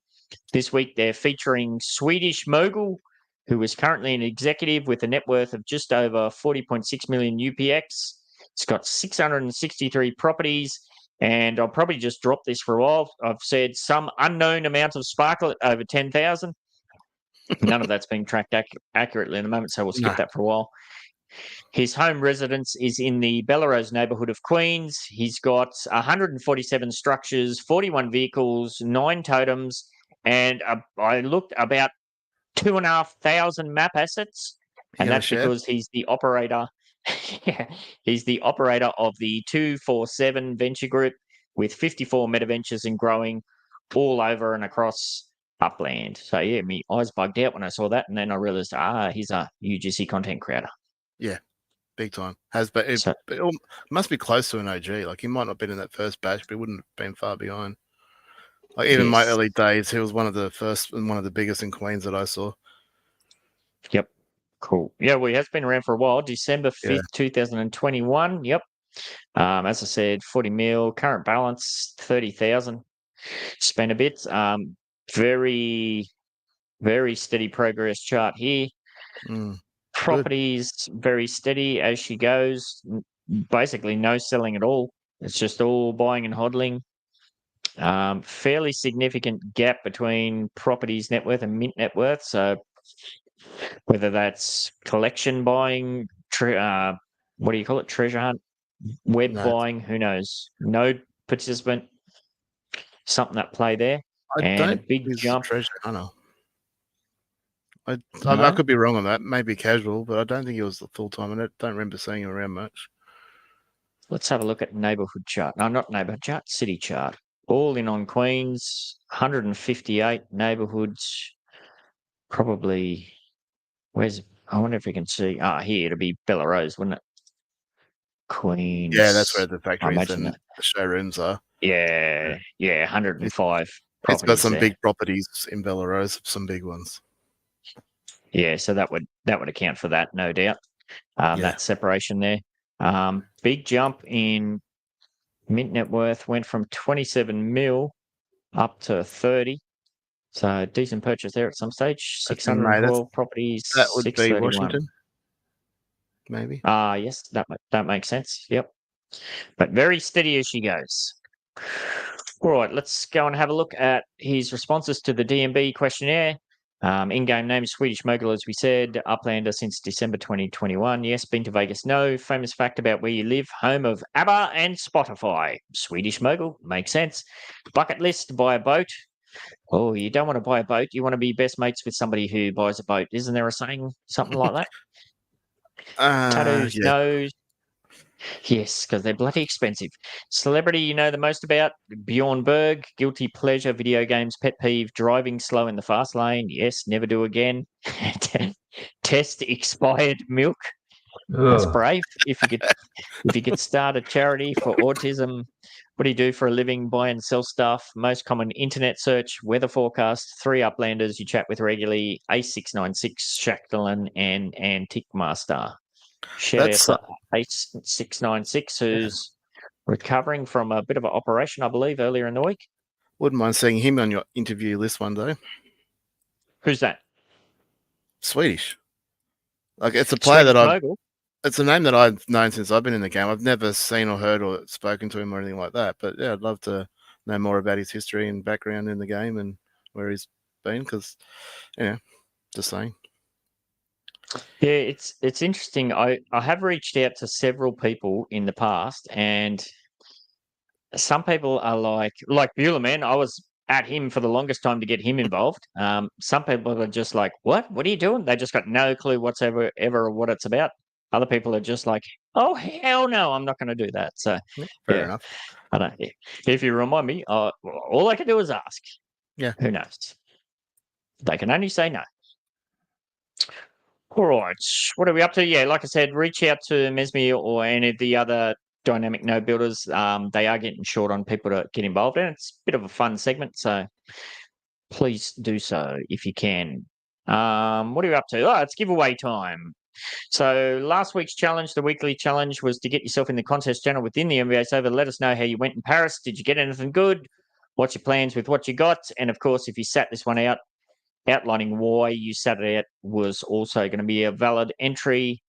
All participants roll for a chance to win 10,000 UPX after fees. There's the 5,000 UPX bonus prize. And not only that, you'll get yourself or go in the running for the third and final Epic Beach Sunbed and Beach Ball set, care of show sponsor Wanderer 1976 and his Upland Metaventure Series Neo Decor showrooms and factories. New showroom just opened in Detroit. Bit of a 50% off campaign going on there at the moment. And don't forget as well, if you get an entry in, that's yet another entry into the big 1 bazillion UPX and all of the other prizes we do in the end of year's show. So let's give away that one now. It's nice being back on my laptop. I can have these all set up, not mad scramble. So thank you for everyone who got involved. This one is going to be for the 10,000 UPX. And that goes to... Whoa, speaking of Mesme, look at that. Rolled it. Congratulations. First person in Mesme. tonight, actually. Oh, no, Mesme, sorry. I'm thinking of Disregard. Mesme. Brain part. And now, maybe I always forget to do this. Let's have a check if I can quickly go and find out what Mesme said. Where's Mesme? 4 St. Denis properties, 3 on the waterfront. Flipped the 3 waterfront in 15 minutes for 3x mint. Sold my passes once I saw the properties. I picked up 4 Paris and 1 more St. Denis on the market for under 100% mint. She's a very smart cookie with the old flipping Mesme. Yeah, if you isn't didn't if you didn't catch my interview with her, that's definitely worth a listen. Definitely a different perspective from my gameplay. I know, Swally, you were a bit not taken aback, but impressed with what I'm doing? close to the opposite to what she's like. I almost exclusively mint and hold. And that's I find it hard to part with stuff.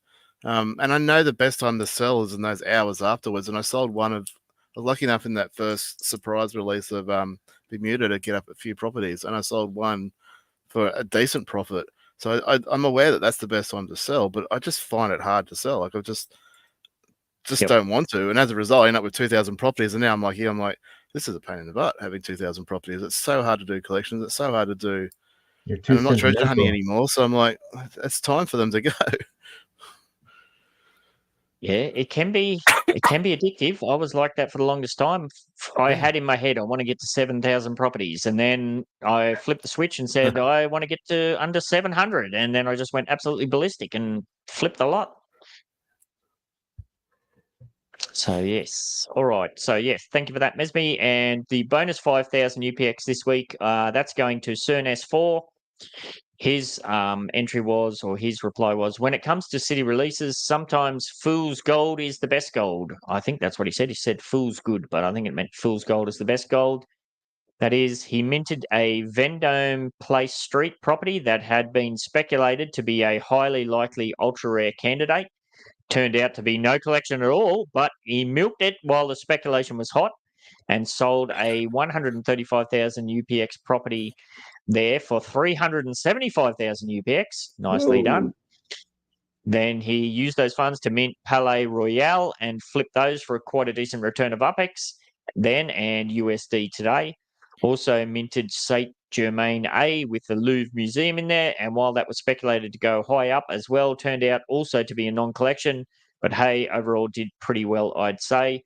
And he adds here one caveat. I second what Swally 129 said.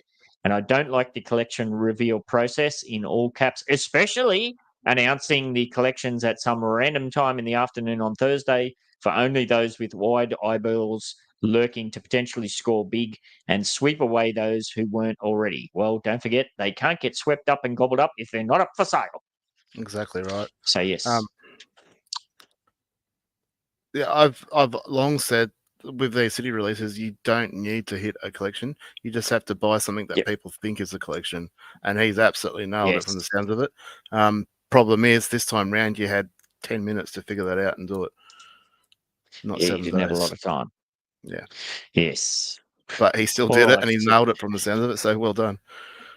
Yep. And that's the kind of a page straight out of the Mesme book right there. All right, remember to shuffle. So this is for the Neo Decor showrooms, the Sunbed and the Beach Ball sets. And that goes to... Buellerman's just missed it again, or has he got it? Trendy Prop might have it. Trendy. Congratulations, Trendy Prop. Yay. As I said, I don't know if I got stock of that. I might have to sell my own supply. We'll see how we go, but we'll get there in the end. All right, let me get out of there and I'll close that down. Very last chance to get your hashtag. I keep saying hashtag. Hashtag Sizzle in for the live participants wheel. And what do we got? Oh, we got to tee up this week's challenge. So in the contest channel within the NBA server, let us know what your plan of attack is for Totems version 2.0. And of course, if you are going to sit that one out for any reason, as we always say, outlining why you're going to sit it out is a valid entry. Also, all participants will roll for the chance to win 10,000 UPX after fees plus the 5,000 UPX bonus prize next week. I will get the new sponsor details up and rolling as well. So there's some new information to go with that. And that brings us over to the live participants wheel. Very last chance, get your hashtags in. And I believe we can go to that. Well, LeBan just made a comment that he's here. got nothing this week. First of all, boohoo. You win every other week, so missing a week, You got 5,000. But I was just about to say, did you not have that QIPS, LeBan, or were you not listening at that time? Because I didn't see your comment during it, so I was like, was that not yours? And someone else has got. Yeah, you didn't listen to that meeting.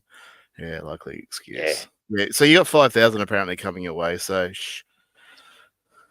Yes. Well, maybe it wasn't his. I'll keep the 5,000. I've got no qualms about that whatsoever. So no, he's changed his tune now. Oh, he's changed his tune. All right. And for some reason, this reset. So we've got to go back to that's the wrong wheel. So bear with me. This one, live participants wheel. That's the one. So, oh no, I got to go. I figured how to do this thing. Back to this one. So we got to find out who's going to play, and then we go over to that one. All right. 18 entries in. Let's see who's going to have a crack at it. Maui, Vichma, Cernes, Vichma again. Oh, what's this? Trendy's in it again. It's rigged. He's taking all the band's prizes. What's doing? There's some problem. There's a glitch in the system. Glitch in the matrix. All right. So let's see what he's going to win. Hopefully not some UPX. 15, as I said, I'm a 15, tight bastard 15. this week. No, 15. Mystery come on, map you can asset. Yes. I mean, that's still cool, but got off the hook easy. And I will say too, if you happen to land one of these mystery map assets, I do try to have a look through. If I get the time, I have a look through people's inventory, and if I can see that they're missing something from their Summer Aquatic set or whatever, I usually try and send them that. But if you know off the bat that you're missing something, let me know, and we can usually get that out to you. All right, so I can close that. I don't know. Slack, you got anything to plug? You've managed to stick it out. I'd hate. What is it? Your time? Freaking 4 a.m. or something stupid. Yeah, it's damn near 4. It's 3:42 a.m. So it's yeah, just time for you to plug a little something. I got get up for a sale. No, I'm just gonna try to go to sleep and then wake up when my kids force me out of bed. Sorry, I'll stop interrupting your plug. Oh no. I just got the Vulgar Speedway is open, and I'm running a little competition. Put some races in over there. Send me a screenshot of your races and build structures on the track. Put decorations on the structures, and then compete for the fastest time in each of the tiers. And I'm going to keep track of all that stuff, and then give out some prizes. A couple go-karts, couple racing legits, and then grand prize of 200 Sparklet to someone's lucky wallet. Nice. Yes, and don't forget to get over to YouTube's and give the Vulgar Uplander a subscribe. Like him, subscribe, all that stuff. He does a show. He does his own shows each and every week. Although I will say those ones where you're driving, they continue to horrify me. I haven't caught up on this week's The Neutral Zone with Swiley. A lot of good stuff captured in all of those. So, yeah, check that one out as well. How about you, Swiley Man, or anybody else in chat? Anything else to plug before we get out of here for the week? I don't have something to plug, but I do have a tip that I came across in the week. So if you don't mind me just taking 2 minutes and sharing for a sec. So I was thinking about Sparklet and the future of it. Obviously, the price of building stuff and that's going up. We don't know when that is. So my suggestion to people, if you've got any factories or big buildings or something like that you want to build, if you can spare the minimum amount of spark just to get them started so they're sitting there, if it gets announced anytime soon, you may end up saving yourself a bit of Sparklet hours in building it. It doesn't mean they don't go and change it for those current builds as well. And in that case, you just end up breaking even. But if they happen to change it sooner rather than later and they go 4x or something like that, which I don't know that's going to happen sooner rather than later, but it could. They never give us notice. They'll just go from this point onwards. They won't give us a warning or a heads up, I wouldn't think. So so if you only got any big builds, like maybe consider getting minimum amount of spark on them and get them sitting there, even if they're sitting there for a while until you free up spark elsewhere. The other thing I came across, and I know and many of you probably already know this, I didn't, so I'm just going to share it anyway in case other people don't know it. But have you ever had a building, and when you've created a building, and when you've gone back to it, it's crooked? Yes, that can be frustrating. When you click off it, it just suddenly goes gook. Yeah. Okay, I know why this happens now. Yep. I figured this out. Really? Okay, so you can see in this one, so I was playing around when we're getting ready to make sure I had the right one. So you come along to this and you go, all right, so in terms of front and back, that's fairly center. I'm happy with that location, but obviously you want to straighten it up a little bit. And I just screwed that up. So and you are backwards, but I'm not really worried about that. I'm going to spin it around. Yep. So sorry, I didn't mean to move it and I moved it. No, you're right. All right, so we'll just go back into it. All right, so you can see it's slightly off. I don't care which way it's facing, like front or back, whatever, but it's slightly off being straight, and you want it to go straight. So you might just hit this and go, yep, that's about straight. Happy days. I'm good with that. Let's start the build. I'm not going to worry about colors. Just going to go all the way through it, position, and start the construction. All right, and that will now so you think that's all good. You click away, starts building. You come back a week later, and it's crooked. And go and don't make a liar out of me, and it did. No, it does happen. Yeah. Why? All right. All you need to do is move that building 1 pixel. So even in that situation, and I'm spewing that made a liar out of me in this case, just because I set up a few buildings during the week, if you don't move it at all, it'll end up going back to the original default place. And most of the time it did. And I caught it a few times and had to go back and demolish and start again. But if you just move it ever so slightly up, down, back, front, whatever, it'll stay in that position that you moved it to. So it's probably in a good habit to just move it ever so slightly if you're happy with its location after you spin it, just to stop that from coming back and after a week of having it staked and going, oh, it's crooked. I don't remember it being crooked. Unless you want it. The default position is the problem. Sorry? The default position is the default. problem. So if you just spin it and don't move it, it can revert back to that default position. But if you move it, even ever so slightly, it'll stay to wherever you moved it to. Yeah, so, I had all sorts of trouble with that in some of those Midtown Terrace ones where I was trying to line them all up. And yeah, you're right. You check it out and you're like, what the hell was that one? There's always one there that's just cockeyed. If it does it, that's the reason why. It's because you haven't actually moved it off that. It's still in that same exact rotation or axis or whatever you want. They just got to move it 1 pixel. Happy days. It will stay where it is. Hopefully that helps someone, or at least understand why things sometimes go screwed. But I didn't know that until this week, until I set up about 200 builds, and now I understand how it all works. Absolutely. Good tip on that one. Thank you very much. Oh, my God. Yes, you poor man. I know what that's like. All right, that's enough for this week. A reminder that if you are in a time zone that fits in with the Thursday night live streaming schedule of starting at 7 p.m. AST and you'd like to get yourself involved, the link to the weekly podcast will always be dropped in the NBA server about 15 minutes before the show kicks off. That invitation extends to any of the channel's podcast productions. So if you have an Upland NFT or Metaverse product, service, or event to promote, then send me Ben68 a DM or get yourself into the NBA server, which is linked in the description. Don't forget to check out Wanderer 1976's Neo Decor Showrooms and Factories Metaventure to spruce up your Upland properties with some really awesome virtual goods. 50% campaign, I think, is still ongoing in the new Detroit showroom. Links for everything we've covered should be in the show description, including the sponsors' showroom locations. So check on those out, support the sponsors, and on that note, we shall catch you later.